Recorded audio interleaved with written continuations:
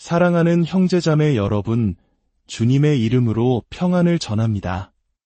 오늘 이 자리에 함께하신 모든 분들, 그리고 삶의 여러 자리에서 이 음성을 듣고 계신 모든 분들의 마음 가운데 하늘로부터 오는 깊은 위로와 새로운 힘이 가득하기를 간절히 기도합니다. 혹시 이런 경험이 있으신가요? 최선을 다해 노력하고 선한 마음으로 살아가려 애쓰지만 보이지 않는 벽에 부딪히는 듯한 답답함. 벗어나려고 발버둥 칠수록 더욱 깊은 수렁에 빠지는 것 같은 무력감. 때로는 중독의 문제로, 때로는 끊임없는 두려움과 좌절감으로 마치 보이지 않는 감옥에 갇힌 듯한 느낌 말입니다. 많은 이들이 상담을 받고 새로운 계획을 세우고 수많은 노력을 기울여 보지만 결국 제자리로 돌아와 영적으로 탈진한 자신을 발견하곤 합니다.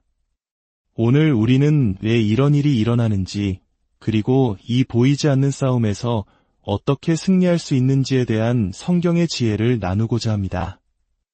만약 우리가 눈에 보이는 이 물리적인 세상에서 진정한 승리를 원한다면 우리는 먼저 눈에 보이지 않는 영적인 세계에서 승리하는 법을 배워야만 합니다.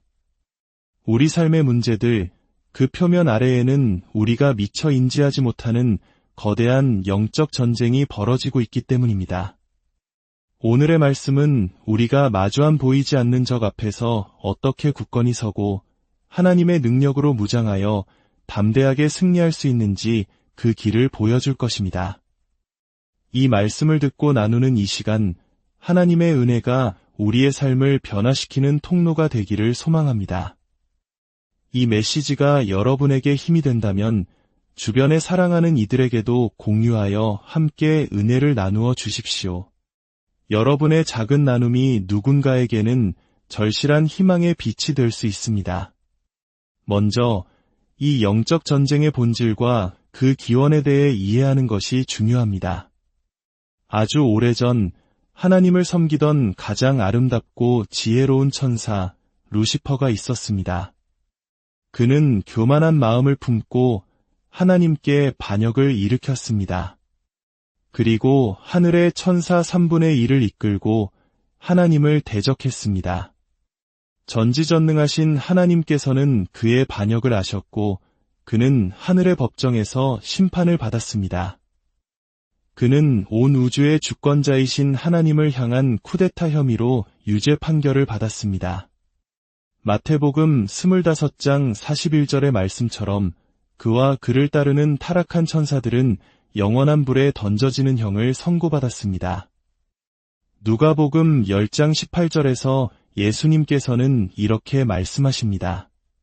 사탄이 하늘로부터 번개같이 떨어지는 것을 내가 보았노라. 그는 하늘에서 쫓겨나 이 땅으로 던져졌습니다. 사탄이 발을 딛는 곳은 어디든 황폐해지고 혼돈에 빠집니다. 창세기를 펼쳤을 때 땅이 혼돈하고 공허하며 흑암이 깊음 위에 있었던 것은 바로 이 때문입니다.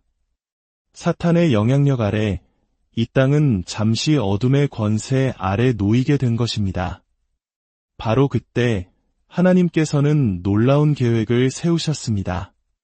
더 위대한 피조물이었던 타락한 천사를 그보다 더 연약한 피조물을 통해 물리치기로 결정하신 것입니다. 하나님은 천사보다 조금 못한 존재로 사람을 창조하셨습니다. 이는 연약한 존재라도 하나님께 온전히 헌신할 때 교만하여 반역한 강한 존재보다 훨씬 더 위대한 일을 이룰 수 있음을 보여주기 위함이었습니다. 그렇습니다. 우리 인간은 이 거대한 영적 전쟁, 즉 천사들의 갈등 속에서 하나님의 편에 서서 싸우도록 창조된 존재입니다. 그러므로 우리 인생의 가장 큰 싸움은 사람과의 갈등이 아니라 바로 이 타락한 천사들, 즉 악한 영들과의 싸움입니다. 이것이 바로 오늘 우리가 나누고자 하는 핵심입니다. 눈에 보이는 세상에서 승리하고 싶다면 반드시 눈에 보이지 않는 영적 세계에서 승리하는 법을 배워야 합니다. 에베소서 6장 10절은 우리에게 그 승리의 비결을 알려줍니다. 끝으로 너희가 주 안에서와 그 힘의 능력으로 강건하여지고 여기서 강건하여지고라는 말은 수동태 명령형입니다. 즉, 스스로 강해져라가 아니라 주님에 의해 강하게 만들어져라는 뜻입니다. 우리의 영적 힘이 영적 승리를 결정합니다. 만약 우리가 주님 안에서 약하다면 우리는 싸움에서 약할 수밖에 없습니다. 그러나 우리가 주님 안에서 강하다면 우리는 싸움에서도 강할 것입니다. 문제는 우리의 대적이 얼마나 강한가가 아닙니다. 진짜 문제는 우리가 대적을 마주했을 때 주님 안에서 얼마나 강한가입니다. 성경은 하나님의 능력과 우리의 능력을, 하나님의 힘과 우리의 힘을 명확히 구분합니다. 사탄과의 싸움에서 승리하려면 우리는 반드시 주님 안에서 강해져야 합니다. 그런데 주님 안에서 강해지기 위한 필수적인 전제 조건이 있습니다. 그것은 바로 자기 자신에 대해서는 철저히 약해져야 한다는 역설적인 진리입니다. 우리 대부분의 문제는 우리 자신의 힘을 너무 크게 보고 하나님의 힘을 너무 작게 보는 데서 시작됩니다. 그래서 우리는 싸움에 나설 때 자신의 힘에 의지하게 되고 결국 패배라는 결과만을 마주하게 됩니다. 고린도후서 12장을 잠시 보겠습니다. 사도 바울은 육체의 가시, 곧 사탄의 사자로 인한 고통을 겪고 있었습니다. 그는 이 고통이 떠나가게 해달라고 3번이나 간절히 기도했습니다. 하지만 하나님께서는 그의 기도를 들어주시지 않았습니다. 대신 이렇게 말씀하셨습니다. 내 은혜가 내게 족하도다. 이는 내 능력이 약한 데서 온전하여짐이라. 이 말씀을 깨달은 바울은 이렇게 고백합니다. 그러므로 도리어 크게 기뻐함으로 나의 여러 약한 것들에 대하여 자랑하리니 이는 그리스도의 능력이 내게 머물게 하려 함이라. 이는 내가 약한 그때의 강함이라. 오늘날 우리 중 많은 사람들의 문제가 무엇인지 아십니까? 우리가 너무 강하다는 것입니다. 우리는 너무 자기 충족적입니다. 우리는 우리 자신의 인간적인 자원과 능력을 너무나 확신한 나머지 하나님의 능력을 의지하는 대신 우리 자신의 힘을 의지합니다. 하지만 영적인 영역에서 우리의 힘은 아무런 힘이 되지 못합니다. 결국 우리는 영적 전쟁의 희생자가 되고 맙니다. 구약의 기드온 이야기를 기억하십니까? 그는 미디안과의 전쟁을 위해 32,000명의 군사를 모았습니다. 그러나 하나님께서는 말씀하셨습니다. 인간의 힘이 너무 많구나. 너희가 스스로를 너무 믿고 있다. 하나님은 기드온에게 군사의 수를 줄이라고 명령하셨습니다. 계속해서 줄이고 또 줄여 마침내 남은 군사는 단 300명이었습니다. 32,000명이 300명이 된 것입니다. 왜냐하면 하나님께서는 이렇게 말씀하셨기 때문입니다. 자기 자신을 의지하는 32,000명보다 나를 의지하는 300명으로 나는 더 큰 일을 할 수 있다. 우리 삶의 여러 영역에서 여전히 영적 전쟁의 포로로 남아있는 이유는 바로 신적인 힘이 필요한 일에 인간적인 힘을 사용하고 있기 때문입니다. 군대의 파수병이 적군이 쳐들어오는 것을 보면 혼자 뛰쳐나가 총을 쏘지 않습니다. 그는 지휘관에게 달려가 보고하고 지휘관은 전략을 세웁니다. 마찬가지로 사탄이 우리를 공격해올 때 하나님께서는 우리가 혼자 맞서 싸우기를 원치 않으십니다. 우리가 하나님께 나아와 그분의 능력과 전략을 받아 승리하기를 원하십니다. 이제 에베소서 6장 11절은 우리에게 영적 전쟁을 위한 구체적인 준비물을 알려줍니다. 10절이 힘에 관한 것이었다면 11절은 장비에 관한 것입니다. 마귀의 간계를 능히 대적하기 위하여 하나님의 전신갑주를 입으라. 입으라는 단어에 주목하십시오. 이것은 능동적인 행동을 요구하는 단어입니다. 하나님께서는 우리에게 갑옷을 주시지만 그것을 입혀주시지는 않습니다. 우리가 직접 입어야 합니다. 성경은 우리가 입어야 할 6가지 갑주를 나열합니다. 진리의 허리띠, 위의 호심경, 평안의 복음이 준비한 신, 믿음의 방패, 구원의 투구, 그리고 성령의 검. 이 6가지가 너무 복잡하게 느껴지신다면 걱정하지 마십시오. 이 모든 것은 사실 단 한 가지를 가리키고 있기 때문입니다. 바로 예수 그리스도를 옷 입으라는 것입니다. 왜냐하면 예수님 자신이 바로 진리이시며 우리의 의가 되시고 우리의 평안이 되시기 때문입니다. 예수님은 우리의 믿음의 주인이시며 우리의 구원이시고 살아있는 하나님의 말씀 그 자체이십니다. 로마서 13장은 이렇게 말합니다. 어둠의 일을 벗고 빛의 갑옷을 입자. 오직 주 예수 그리스도로 옷 입고 정욕을 위하여 육신의 일을 도모하지 말라. 빛의 갑옷을 입는다는 것은 곧 예수 그리스도를 입는다는 것입니다. 그리스도를 입는 것은 승리를 위해 옷을 입는 것과 같습니다. 그렇다면 왜 더 많은 그리스도인들이 영적인 갑옷을 입지 않는 걸까요? 간단합니다. 자신이 영적 전쟁터에 있다는 사실을 인지하지 못하기 때문입니다. 전쟁 중이라는 것을 깨달아야 비로소 갑옷을 입게 됩니다. 하지만 너무나 많은 그리스도인들에게 신앙생활은 전쟁터가 아니라 놀이터입니다. 하나님께서 내게 어떤 새로운 것을 주실지, 어떤 물질적 축복을 주실지에만 관심이 있습니다. 물론 축복도 중요하지만 우리는 전쟁터 한가운데 서 있다는 사실을 잊어서는 안 됩니다.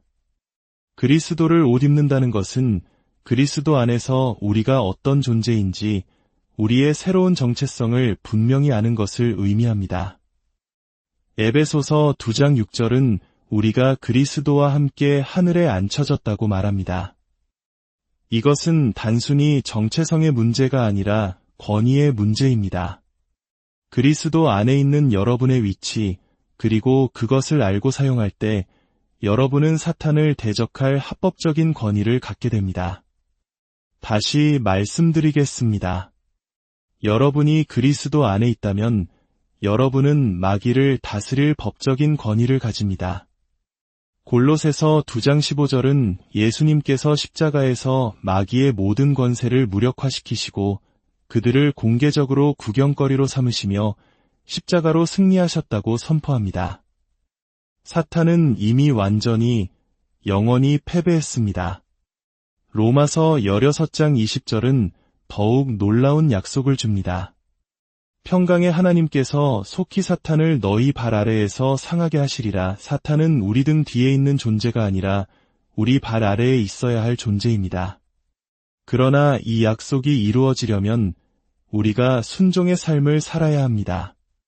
하나님께서는 사탄이 패배할 모든 조건을 마련해 주셨지만 우리가 그리스도라는 갑옷을 입어야만 그 승리를 누릴 수 있습니다. 에베소서 6장 12절은 우리의 싸움의 대상을 명확히 합니다. 우리의 씨름은 혈과 육을 상대하는 것이 아니요 통치자들과 권세들과 이 어둠의 세상 주관자들과 하늘에 있는 악의 영들을 상대함이라. 첫째, 우리의 싸움은 육적인 것이 아니라 영적인 것입니다. 그러니 더 이상 사람이 여러분의 궁극적인 문제라고 생각하지 마십시오. 사람들은 선한 천사나 악한 영들의 통로일 뿐입니다. 문제가 초자연적이라면 해결책 또한 초자연적이어야 합니다. 둘째, 이 싸움은 매우 개인적입니다. 사탄은 여러분 한 사람 한 사람을 노립니다. 그는 마치 유능한 스포츠 분석가처럼 우리 삶의 영상을 돌려보며 우리의 경향과 약점을 분석합니다. 우리가 무엇을 좋아하고 어디에 가기를 즐기며 어떤 생각을 하는지 파악하여 우리에게 맞춤형 유혹을 가져옵니다. 그가 저를 공격하는 방식과 여러분을 공격하는 방식은 다를 것입니다. 셋째, 우리의 힘만으로는 이 싸움은 결코 이길 수 없습니다. 우리 자신의 힘으로 싸우려 한다면 싸움은 시작되기도 전에 이미 진 것입니다. 하지만 기억하십시오. 여러분 안에 계신 이가 세상에 있는 자보다 크십니다. 그리스도인은 마귀에게 사로잡힐 수는 없지만 심한 압박과 공격을 받을 수는 있습니다. 세상의 어떤 상담이나 기술도 우리를 억압하는 악한 영을 떼어낼 수 없습니다. 오직 하나님과 그분의 선한 천사들만이 그 일을 할 수 있습니다. 그렇기 때문에 세상의 어떤 상담도 우리가 주 안에서 강건해지는 것을 대체할 수 없습니다. 그러므로 오늘 말씀은 우리에게 궁극적인 전략을 제시합니다. 13절입니다. 그러므로 하나님의 전신갑주를 취하라. 이는 악한 날에 너희가 능히 대적하고 모든 일을 행한 후에 서기 위함이라. 이 모든 영적 전쟁의 목적, 우리가 갑옷을 입는 이유는 단 하나, 굳게 서기 위함입니다. 서라는 단어는 11절, 13절, 14절에서 반복적으로 강조됩니다. 보통 전쟁에서는 나가서 싸워라라고 말합니다. 그런데 왜 성경은 굳게 서라고 말할까요? 그 이유는 예수님께서 이미 싸움에서 승리하셨기 때문입니다. 우리는 승리를 쟁취하기 위해 싸우는 것이 아니라 예수 그리스도께서 이미 이루신 승리 위에 굳게 서는 것입니다. 더 이상 도망칠 필요가 없습니다. 이제 우리는 사탄을 향해 선포할 수 있습니다. 사탄아, 너는 더 이상 나를 조종할 수 없다. 나를 이리저리 끌고 다닐 수 없다. 내게 무엇을 하라고 명령할 권리가 내게는 없다. 한 아버지와 아들이 들판에서 번져오는 불길을 피해 도망치고 있었습니다. 불길은 그들이 달리는 것보다 더 빨리 다가왔습니다. 그때 아버지는 달리기를 멈추고 자신과 아들 주변의 풀을 재빨리 태워 작은 원을 만들었습니다. 그리고 아들과 함께 그 원 안에 섰습니다. 거대한 불길이 그들에게 다가왔지만 그들을 둘러싸고 지나갈 뿐 부자를 해치지 못했습니다. 왜 그랬을까요? 그들이 서 있던 곳은 이미 불에 타서 더 이상 탈 것이 남아있지 않았기 때문입니다. 불길은 더 이상 나아갈 수 없었던 것입니다. 사랑하는 여러분, 예수 그리스도께서 십자가에서 이미 죽으셨습니다. 우리를 정죄할 모든 것이 사라졌습니다. 더 이상 불탈 것이 남아있지 않습니다. 그러므로 우리는 예수 그리스도의 승리라는 안전한 원 안에 서 있기만 하면 됩니다. 그러면 사탄은 우리를 통과하지 못하고 우리 주위를 맴돌다 떠나갈 수밖에 없습니다. 하나님, 저는 할 수 없습니다라고 고백하는 것은 정직한 말입니다. 하지만 거기서 멈추지 마십시오. 한 걸음 더 나아가 이렇게 고백하십시오. 하지만 하나님, 그리스도 안에서 저는 할 수 있습니다. 저는 이 습관을 끊을 수 있고 이 문제를 해결할 수 있습니다. 왜냐하면 이제 저는 제 힘이 아닌 당신의 힘을 의지하기 때문입니다. 내게 능력 주시는 자 안에서 내가 모든 것을 할 수 있느니라. 어린 손녀가 사납게 짖으며 쫓아오는 개를 피해 비명을 지르며 제게 달려온 적이 있습니다. 아이는 겁에 질려 눈물을 흘리며 제 품에 뛰어들어 저를 꽉 껴안았습니다. 개는 제 앞까지 쫓아와 계속 짖어댔지만 더 이상 다가오지는 못했습니다. 품에 안긴 손녀는 더 이상 도망치지 않았습니다. 아이는 저를 한번 쳐다보고 아래에 있는 개를 한번 내려다보고 다시 저를 쳐다보고 개를 내려다보았습니다. 그리고 마지막으로 개를 내려다보며 자신만만하게 말했습니다. 메롱, 그 작은 아이의 자신감은 어디에서 나왔을까요? 그 담대함은 어디에서 온 것일까요? 그것은 바로 할아버지의 안전한 팔 안에 굳게 서 있었기 때문입니다. 제 품 안에 있는 한 그 개는 더 이상 문제가 되지 않았습니다. 사탄은 우리가 예수님의 품을 떠나 혼자 서 있을 때만 문제가 됩니다. 오직 그때만 사탄이 힘을 발휘하는 것처럼 보입니다. 이 자리에 계신 모든 분들은 어떤 형태로든 영적 싸움을 겪고 계실 것입니다. 혹은 막 싸움을 끝냈거나 새로운 싸움을 앞두고 있을 것입니다. 그러나 이 어려운 상황 속에서 여러분에게 기쁜 소식을 전합니다. 하늘의 전쟁이 이 땅의 여러분을 덮칠 때 지상의 방법으로 하늘의 적을 이기려 하지 마십시오. 신적인 방법을 사용하십시오. 하나님의 능력을 사용하십시오. 주 안에서 강건하여지십시오. 하나님의 전신갑주를 입으십시오. 그리고 예수 그리스도께서 이미 쟁취하신 승리의 영토 위에 굳건히 서십시오. 그때 여러분은 깨닫게 될 것입니다. 여러분 안에 계신 이가 세상에 있는 자보다 크시기에 사탄은 더 이상 여러분에 대해 어떠한 권리도 주장할 수 없다는 사실을 말입니다. 모든 지각에 뛰어난 하나님의 평강이 그리스도 예수 안에서 여러분의 마음과 생각을 지키시기를 우리 주 예수 그리스도